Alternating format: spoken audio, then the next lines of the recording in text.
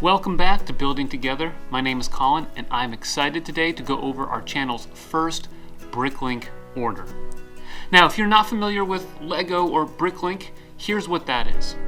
It is a central hub where thousands of people across the world sell their Lego pieces. It could be sets, minifigs, boxes, instructions, stickers, pieces from the very beginning of Lego all the way to the most recent sets. We're building a huge castle medieval area down in our basement. And so to work on that project, I decided to go to Bricklink to get some pieces. I did that mainly because Lego hasn't had a castle theme in a long time. They've had a couple of castle sets that have come out over the past decade, and I know they do have a 3-in-1 creator castle coming out this summer. But the reality is, if you were to go to the Lego store to get pieces to build a big castle area, you're not going to find a whole lot to your liking.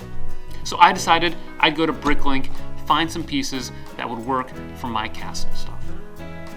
Now, I started building some of the stuff already, castle gates and walls and towers, and I'm excited to share that with you over the coming weeks. But I also want to talk a little bit about what I did to maximize the amount of bricks I was able to get off of Bricklink. Now, when you go to Bricklink, they make it easy for you to find pieces. One of the things that I did was to go and create a wish list. Basically, as you can see as I scroll through here, I created a wish list that has a bunch of gray bricks and arches. It has gray slopes, dark gray slopes for building rock work. A lot of these pieces are going to help me build a variety of castle elements. Now, once you've created your wish list, you can click on one button right here. You can see it on Bricklink, where it shows you all of the stores that have the most amount of the pieces that you have on the wish list. And what that allows you to do is to go to these stores and figure out exactly what they have for your wish list. Like right here, I go to this store and I can click on the wish list and it tells me everything on my wish list that is in that store.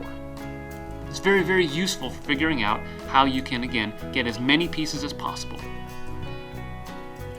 Now, one of the things that I did is take a look at a couple of the stores, and because I love numbers, I made a spreadsheet.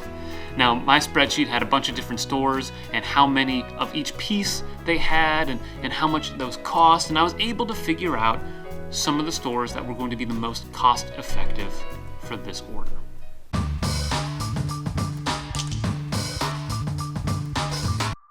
On this channel, we'll have a lot of different Bricklink orders to go through, but we also want to pass along some tips.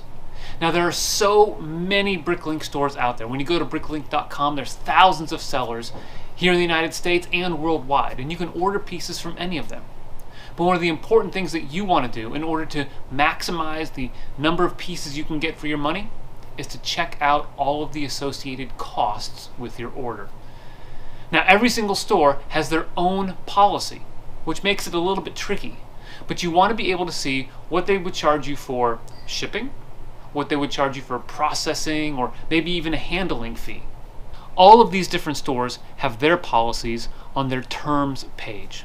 It's a link that you can go right there at the top of the store website when you can see how much they charge for all of these different things. Now, some of them can be rather expensive. Sometimes they will charge low prices for bricks and high prices for shipping and handling and all of those things. For this order, I was very fortunate to find a seller that had no handling fees, no processing fees. In fact, they even had free shipping for orders over $25. So for the money that I spent on this order, went to bricks and for sales tax. That's a pretty good deal. Let's go upstairs and let's unveil what we got in this Bricklink order. All right, so here's my box. I'm excited to show you what we got. This is, I think, going to be a lot of fun. So our box, pretty small. Got a lot of bricks. Building castles, you need a lot of those. Check it out. I got some 2x2 bricks and some 1x4s in this bag right here. Also, one thing about Bricklink, oftentimes you'll get just a ton of bags. help you store pieces or whatever.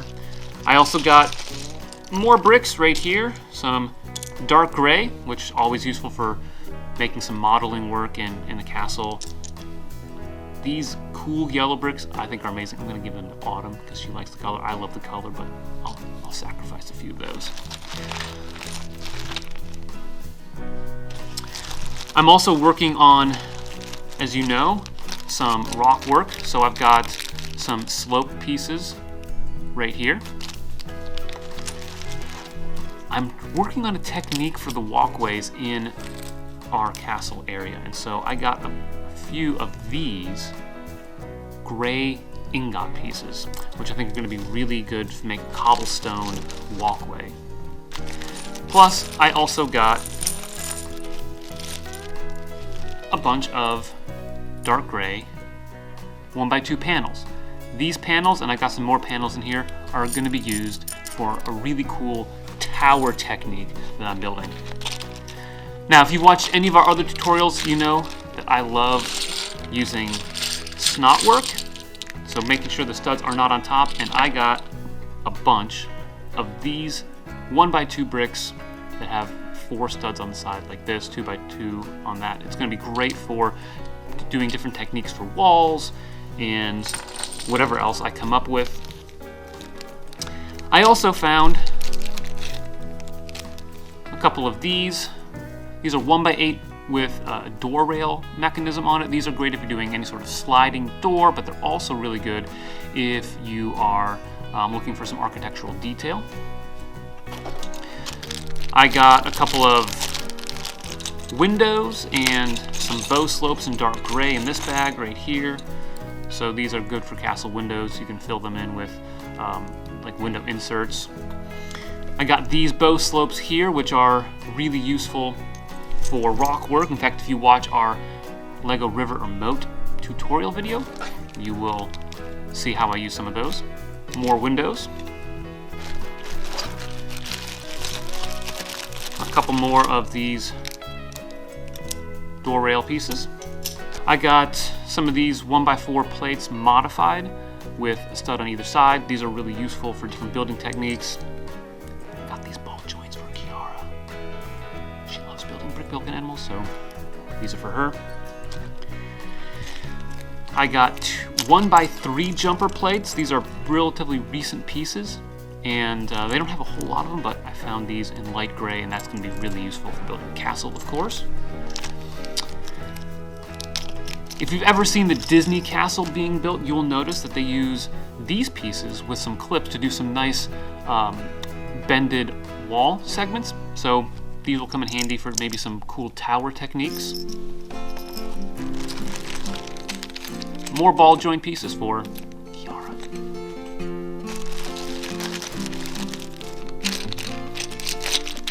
Lego rock work for these castle pieces are going to be really interesting to do. So I've got some used, these look like they're a little bit yellowed, dark gray slopes, but that's just going to show a little bit of weathering on the rock, so I think that'll be pretty cool. Inverted slopes, so I've got some of these in dark gray. I use those in my moat as well. 2x2 jumpers in light gray, because always good to have jumper plates there. More bricks, so 1x4 bricks, 2x3 bricks in light gray. These were really cheap, hand 1x2 bricks. The best brick, I know a lot of people use 2x4s, but 1x2 bricks allow you to do a lot. In fact, you can even do some curved walls with just 1x2 bricks. It's not the healthiest for the brick, puts them under a lot of stress, but you can do that. Anyway, finding cheap tan 1x2 bricks, always a fun thing. More 2x2 in light gray. I mentioned earlier that I got some dark gray panels. I got some light grays right here, so that's going to be used for my tower technique. I got some, I guess these are aqua or medium azure 1x2 bricks, which, you know me, I love bricks. I'm just using that for, I don't know, maybe a house or something like that when, you know, we get inside the castle. I'm thinking already about terrain and how to build up the stuff outside of the castle. So I got some 6x12 light or bright green plates. I've got here some 4x4 plates in dark gray and some light gray 4x6 plates, so that'll help with flooring and things like that.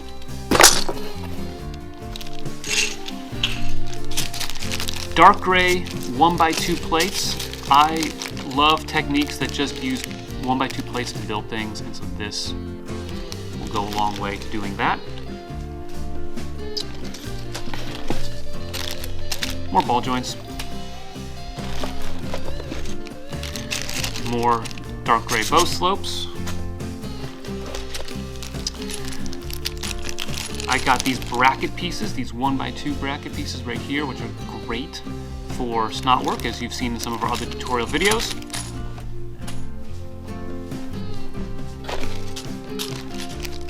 Some of these dark gray small bow slopes right here, which I think will really help with rock work. Now the tower that I'm building uses a mixture of these 1x2 brackets that go down, so I got a handful of those, and I got others that go up.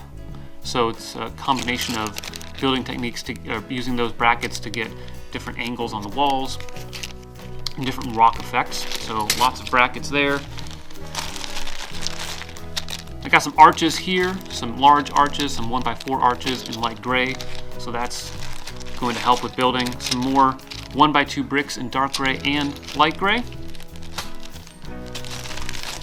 More brackets.